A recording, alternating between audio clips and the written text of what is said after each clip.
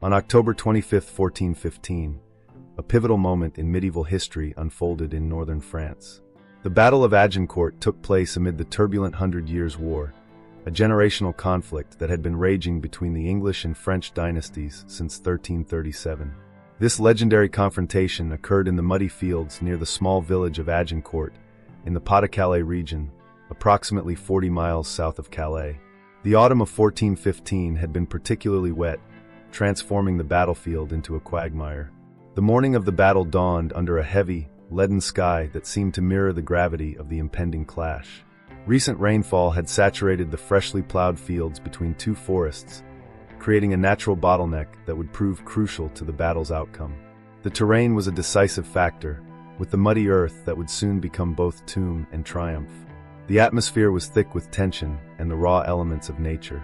A dense, moisture-laden air carried the earthy scent of wet soil, while the sound of fluttering banners echoed across the field, their colors muted against the gray sky. The metallic clinking of armor pierced the morning air as soldiers made their final preparations, accompanied by the nervous whinnying of horses, sensing the approaching conflict. This location was not chosen by chance. Henry V's English army, returning to Calais after the siege of Harfleur, found themselves intercepted by a superior French force. The narrow field, flanked by dense woodlands on both sides, would prove to be a tactical advantage for the smaller English army, effectively neutralizing the French numerical superiority by limiting their ability to maneuver. The geographical setting perfectly encapsulated the medieval warfare landscape. Open fields suitable for cavalry charges, woods providing natural barriers, and elevation changes that could be exploited for tactical advantage. The morning mist rolling across the battlefield added an ethereal quality to the scene, as thousands of men prepared to make history on this patch of French soil. Time itself seemed suspended in these moments before battle, as the autumn winds carried the sounds of preparation, prayers being muttered, weapons being checked, and orders being passed along the lines. The physical landscape would soon become inseparable from the historical significance of what was about to unfold, transforming this quiet corner of northern France into one of the most famous battlefields in medieval history.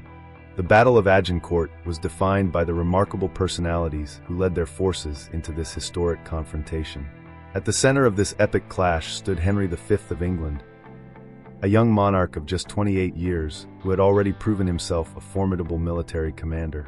Born in 1386 at Monmouth Castle, Henry had ascended to the throne in 1413 and quickly established himself as a dynamic leader who would transform England's military fortunes.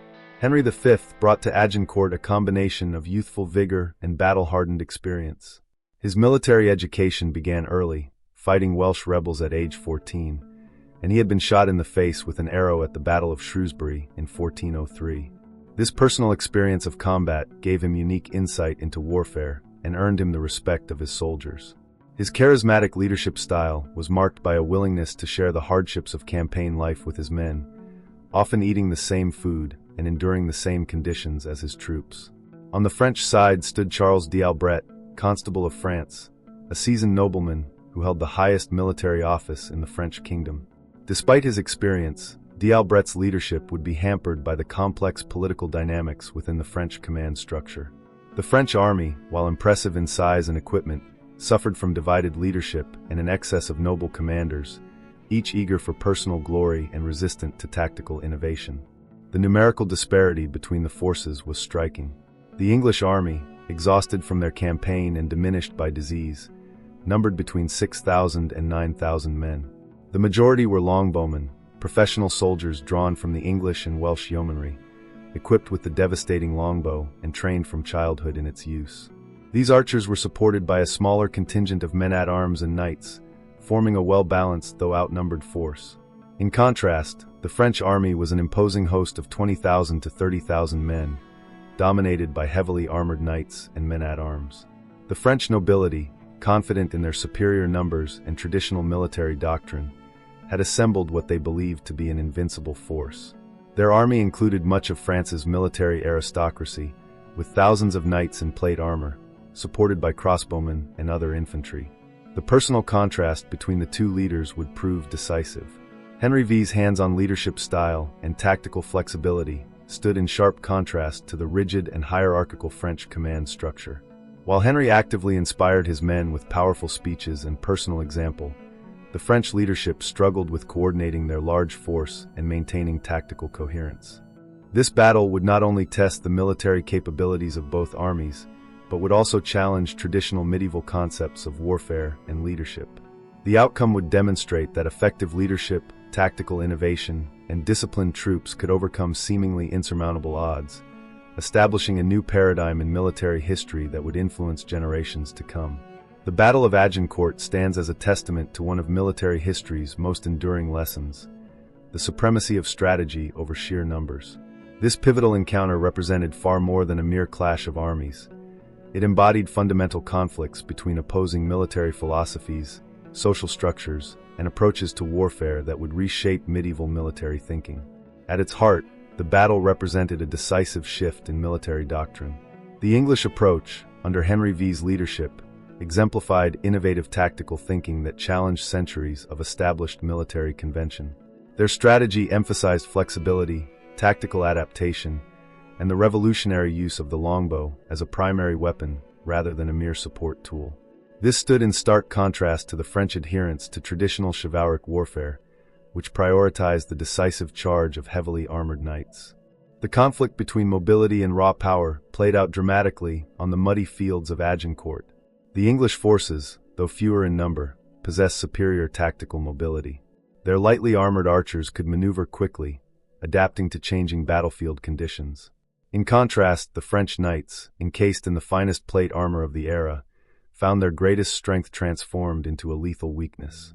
The heavy armor that made them nearly invincible in traditional combat became a deadly burden in the muddy terrain, limiting their movement and eventually contributing to their downfall.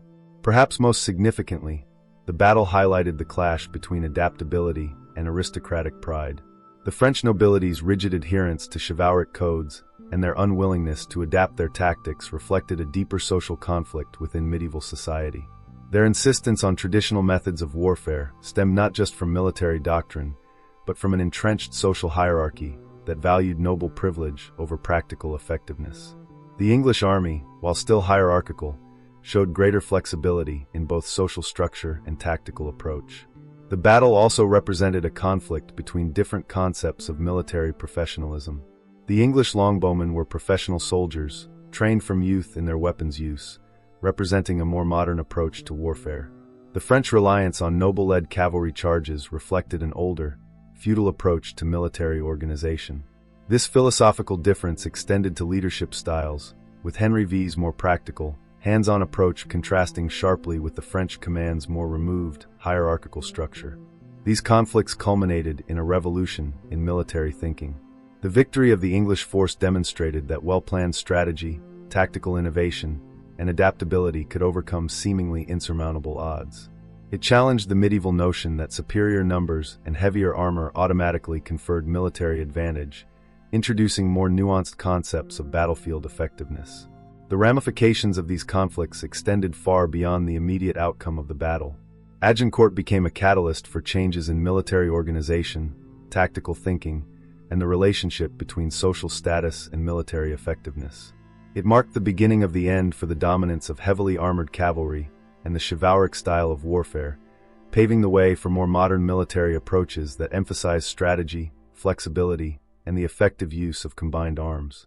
This watershed moment in military history continues to offer valuable lessons about the importance of tactical innovation, the dangers of rigid thinking, and the supreme value of strategic adaptability in warfare. The central theme of strategy's supremacy over numbers remains relevant to military planners and historians alike, making Agincourt a timeless case study in the principles of effective warfare.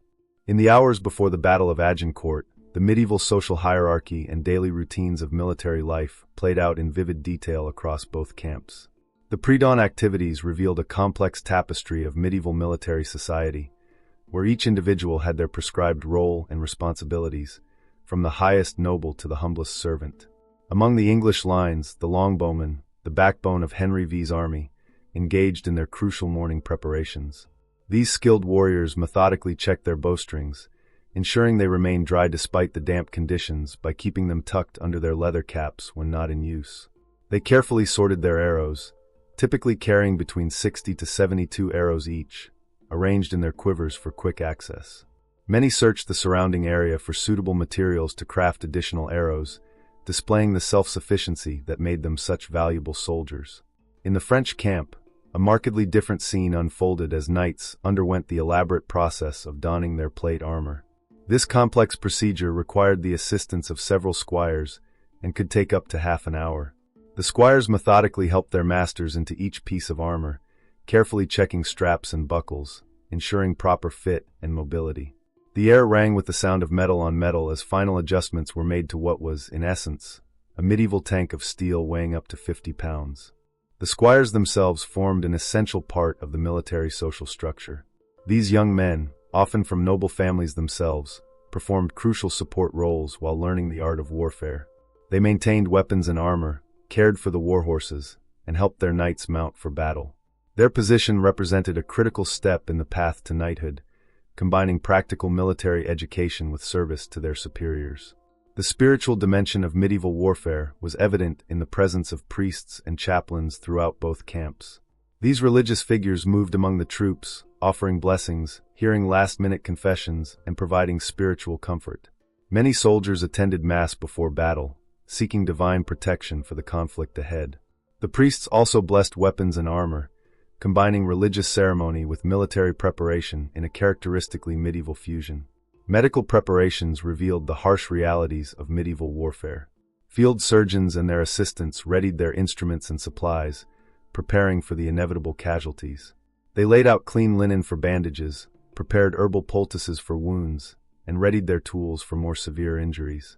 Despite limited medical knowledge by modern standards, these medieval healthcare providers were skilled in treating battlefield injuries, setting bones, and cauterizing wounds. The camp followers, an often overlooked but essential part of medieval armies, contributed significantly to daily operations. These civilians included cooks preparing the morning meal, servants maintaining equipment, and craftsmen ready to perform emergency repairs on weapons and armor. Their presence transformed military camps into temporary communities, complete with the support services necessary for sustaining an army in the field. The social hierarchy was reflected in the morning meals, with knights and nobles eating better provisions than common soldiers.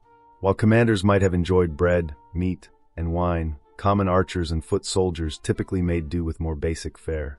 However, the English army under Henry V was known for its relatively egalitarian approach to provisions, especially during campaigns.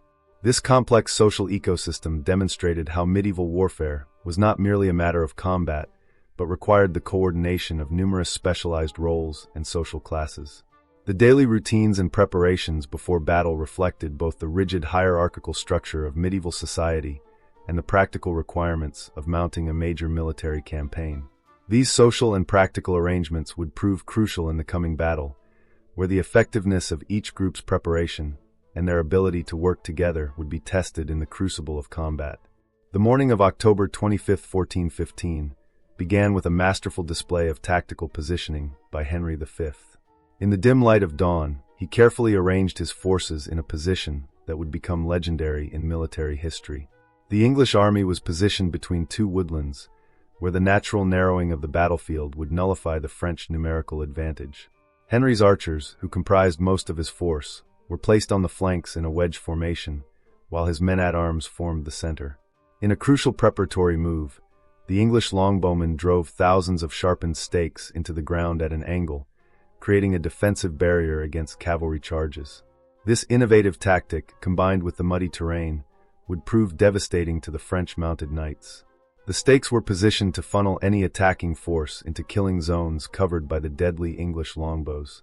The French army, confident in their superior numbers, made their first critical error by cramming their forces into the confined space between the woods.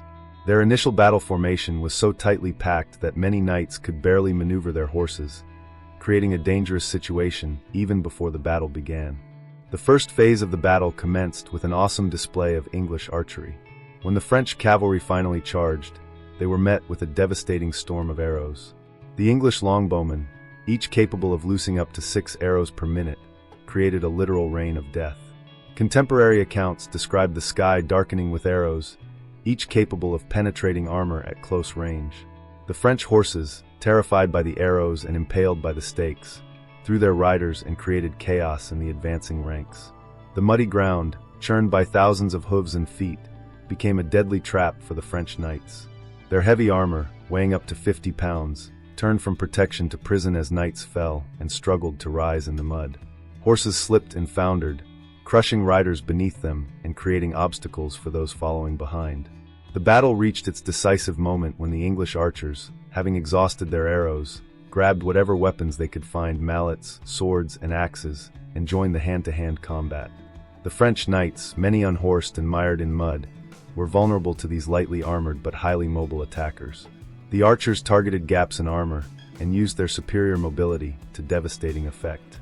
The turning point came as the French forces, already in disarray, attempted to retreat. The narrow field became a death trap as those in front tried to fall back, colliding with ranks still advancing from the rear. This created a horrific human crush where many French nobles and knights suffocated in their own armor, unable to move in the press of bodies. Adding to the chaos, a small French force attacked the English baggage train, leading Henry V to order the execution of many French prisoners, fearing a rear attack. This controversial decision reflected the brutal nature of medieval warfare and the high stakes involved. The final phase of the battle saw the complete collapse of French resistance. The cream of French nobility lay dead or captured in the mud, their elaborate armor and chivalric training proving worthless against English tactical superiority. The French retreat turned into a rout, with survivors fleeing the field in panic, leaving behind thousands of dead and captured comrades. The English victory was complete and decisive. French casualties were catastrophic, with estimates ranging from 6,000 to 10,000 dead, including many of France's most prominent nobles.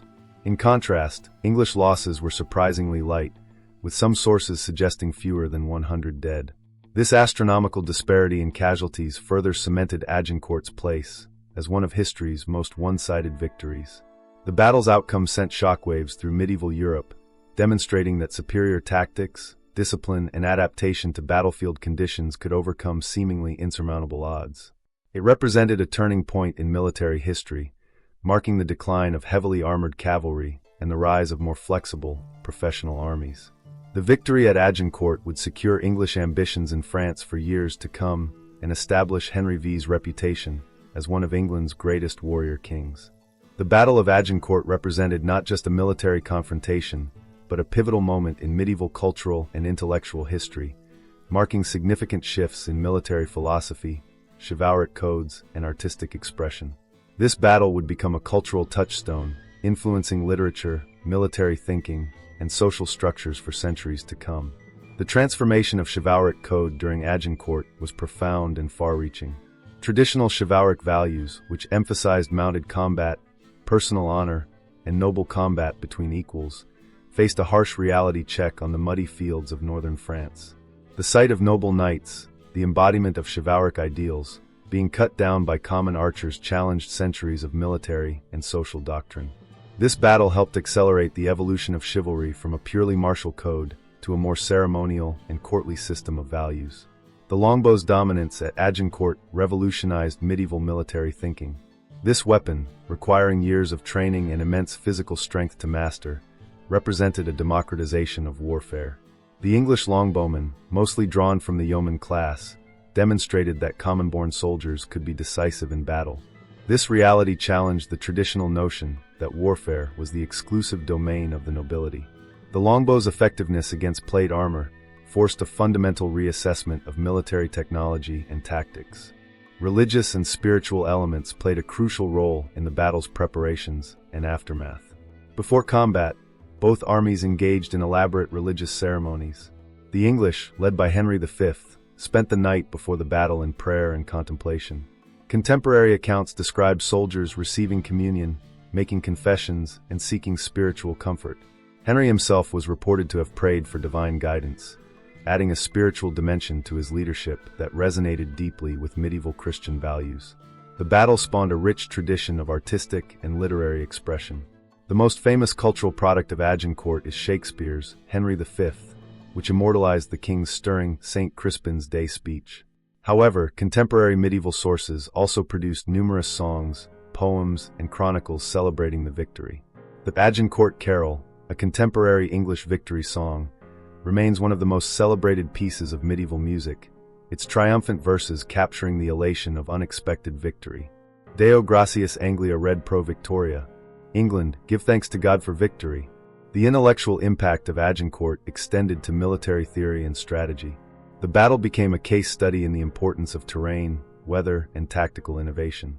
Military theorists began to recognize the value of integrated arms, the combination of archers and men-at-arms, and the importance of battlefield mobility over heavy armor. This shift in military thinking influenced European warfare for generations. The battle also left a lasting impact on heraldry and military symbolism.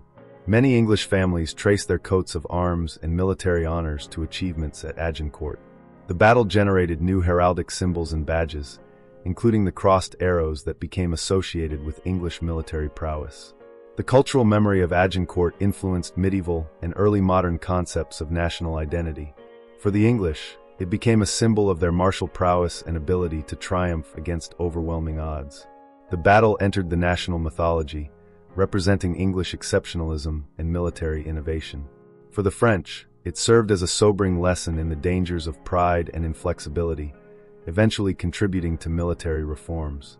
The battle's intellectual legacy extended to discussions of leadership and governance. Henry V's hands-on leadership style, walking among his troops and sharing their hardships, established a new model of military leadership that influenced future generations of commanders. His ability to motivate troops through personal example and powerful oratory became a template for military leadership. The cultural impact of Agincourt continues to resonate today through literature, art, and military study. The battle has become a metaphor for the triumph of skill over numbers, innovation over tradition, and leadership over privilege. Its lessons about the importance of adaptation, the value of professional soldiers, and the power of tactical innovation remain relevant to modern military thinking and cultural understanding. The Battle of Agincourt catalyzed profound changes across European military doctrine, social structures, and international relations. Its impact reverberated far beyond the immediate Anglo-French conflict, fundamentally transforming medieval warfare and international diplomacy. The revolution in European military tactics stemming from Agincourt was comprehensive and far-reaching.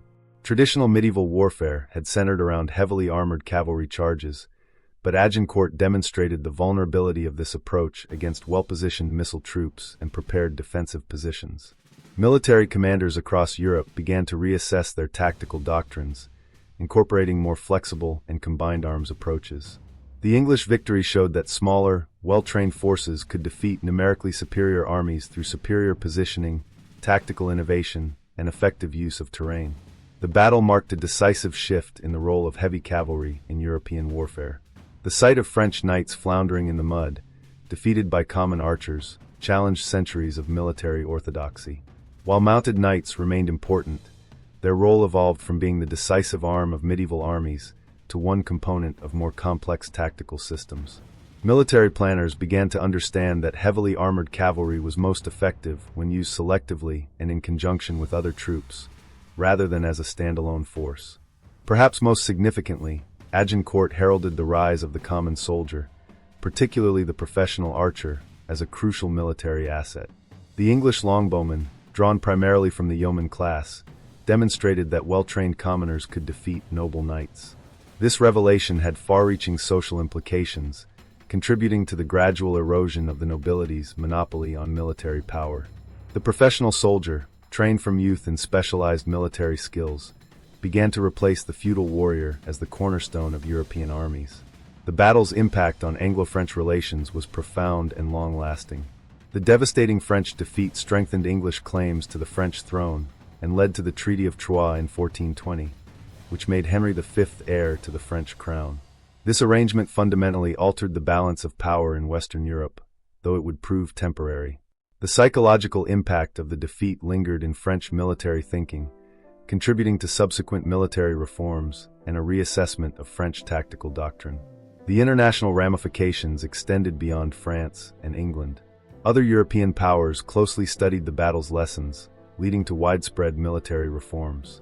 The effectiveness of the English longbow sparked interest in missile troops across Europe, though few nations could replicate England's success due to the lengthy training required. The battle influenced military architecture, as castle designers began to adapt their fortifications to better resist artillery and missile weapons. The battle's diplomatic impact reverberated through European chancelleries.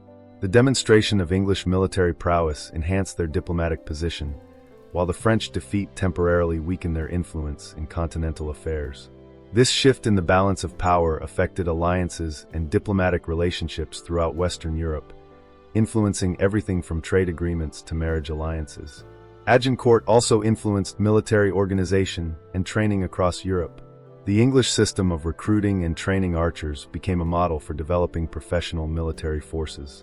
Other nations began to place greater emphasis on regular training, specialized units, and combined arms tactics. The battle highlighted the importance of military logistics and preparation, leading to more systematic approaches to military organization. The battle's influence extended to military technology and equipment.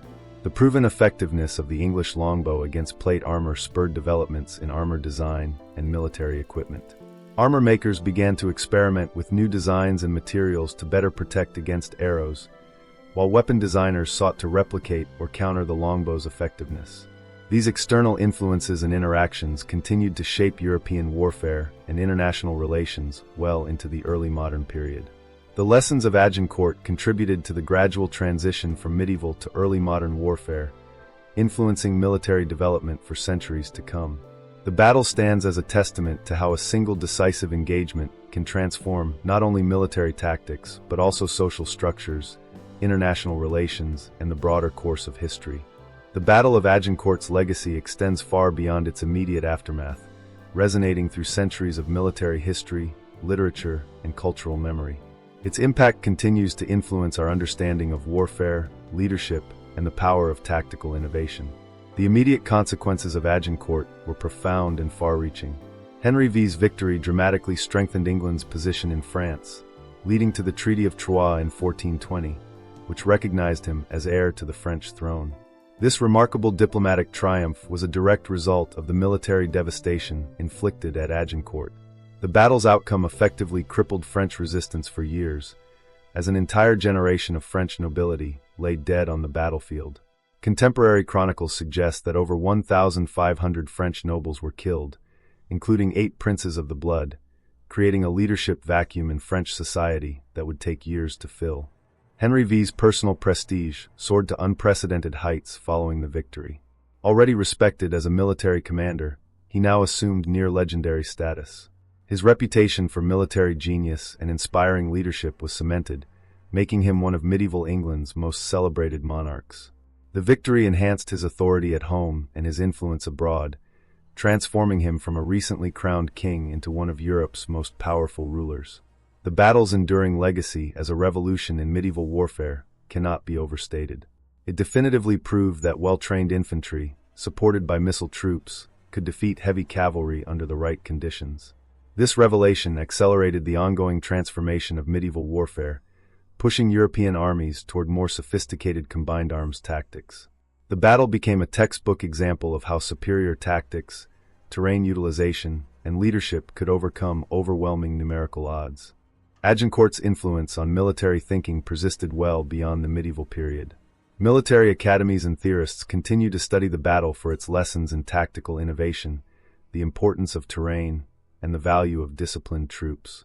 The battle demonstrates timeless principles of warfare, the importance of choosing favorable ground, the value of tactical flexibility, and the decisive role of leadership in maintaining troop morale against overwhelming odds. The cultural impact of Agincourt has been equally profound. Shakespeare's Henry V immortalized the battle in English literature, with the famous St. Crispin's Day speech becoming one of the most celebrated pieces of martial rhetoric in the English language. The play has helped maintain Agincourt's place in popular imagination, ensuring that each new generation discovers this remarkable story anew. The battle has become a powerful symbol of English national identity, representing perceived English characteristics of resilience, ingenuity, and triumph against odds. However, modern historians have worked to provide more balanced perspectives, acknowledging both the tactical brilliance of the English victory and the tragic scale of French losses. Agincourt's legacy extends into modern military training, where it serves as a case study in the importance of morale, leadership, and tactical adaptation. The battle demonstrates how technology, the longbow, terrain, the muddy field, and tactics, the defensive stake position, must be integrated effectively to achieve victory. These lessons remain relevant to modern military planners and strategists. The battle also left a lasting impact on the evolution of military professional identity. The success of the English longbowmen helped establish the importance of professional soldiers who specialized in specific weapons and tactics.